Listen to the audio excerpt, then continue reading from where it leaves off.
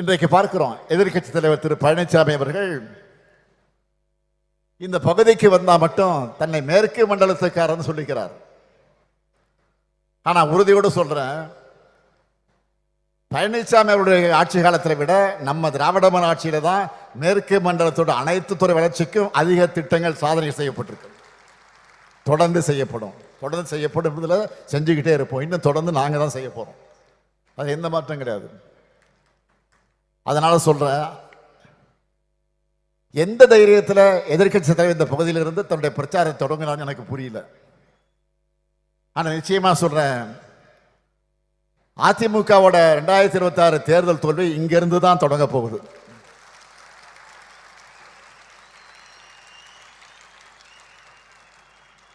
ஏற்கனவே 2024 தேர்தல், உள்ளாட்சி தேர்தல், இடைத்தேர்தல்கள் இந்த மண்டலத்திலிருந்து தான் அவர் தோல்வியை பார்த்துட்டார்.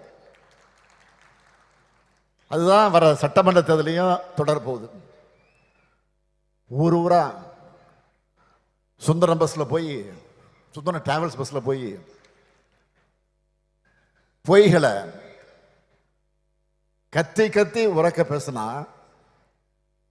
தன்னுடைய அலங்கோல ஆட்சியை மக்கள் மறந்துட்டு இவர் பேசுறதெல்லாம் நம்புவாங்கன்னு நினைச்சுட்டு இருக்காரு. ஆனா அவர் ஆசையில மண் விழுற மாதிரி உங்களுடன் ஸ்டாலின், நலன்காக்கு ஸ்டாலின், நம்ம அரசோட திட்டங்கள் மக்கள்கிட்ட பெரிய இட்டாயிடுச்சு. அந்த வைத்தறிச்சல்ல தான் திமுக அரசு மேலும் மேலும் ஸ்கோர் பண்ணிவிடக்கூடாது,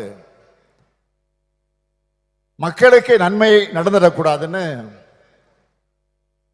மக்கள் நலத்திட்டங்களுக்கு தடை விதிக்க நீதிமன்றம் போனாரு. ஆனா நீதிமன்றம் என்ன சொன்னது? அரசியல் காழ்ப்புணர்ச்சியை தீர்த்துக்க நீதிமன்றத்தை நாடுறது தப்புன்னு சொன்னது மட்டும் இல்ல, நம்ம அரசுக்கு முன்னாள் அமைச்சர் சி.வி. சண்முகம் 10 லட்சம் ரூபாய் நன்கொடை தர மாதிரி மாண்புமிகு உச்ச நீதிமன்றம் ஃபைன் போட்டு அனுப்பிட்டாங்க. இது உங்களுக்கு அவமானமா இல்லையா? அது மட்டும் இல்ல, பொருளாதார வளர்ச்சியில இந்தியாவில் பெஸ்ட் மாநிலம் தமிழ்நாடு தானே நாங்க சொல்லல, அவங்க கூட்டணியில் இருக்கக்கூடிய ஒன்றியத்துடைய பாஜக அரசு அறிக்கையை கொடுத்திருக்கு. இப்படி தொடர்ந்து அவருக்கு அடிமேல் அடிவிடுது. இதனால விரக்தியின் உச்சத்துக்கு எதிர்க்கட்சி தலைவர்கள் போயிட்டாரு. அதனாலதான் முதலமைச்சருங்கிற மக்கள் அளிச்ச பொறுப்புக்கு கூட மரியாதை தராம தரந்தாழ்ந்து என்ன ஒருமையில பேசிட்டு வர்றாரு. அதை பத்தியெல்லாம் நான் கவலைப்படல. இன்னும் பேசுங்க, இன்னும் இறங்கி பேசுங்க, நாங்க அதை பத்தி கவலையே படலை. எங்க பணி மக்கள் பணி. உங்களுக்கெல்லாம் பதில் சொல்லி என்னுடைய நேரத்தை வீணடிக்க நான் விரும்பல. என்னை பொறுத்த வரைக்கும் பேச்சை குறை, செயல் நம்ம திறமையை காட்டணும்.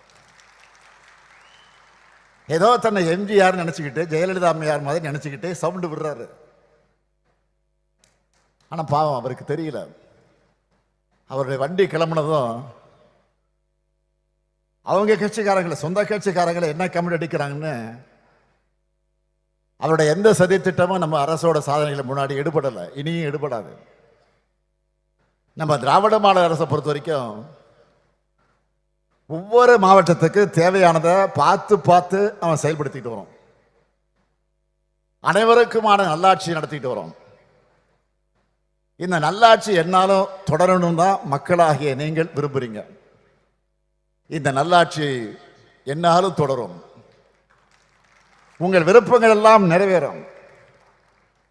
திராவிட மாடல் 2.0 இதுவரை அடையாத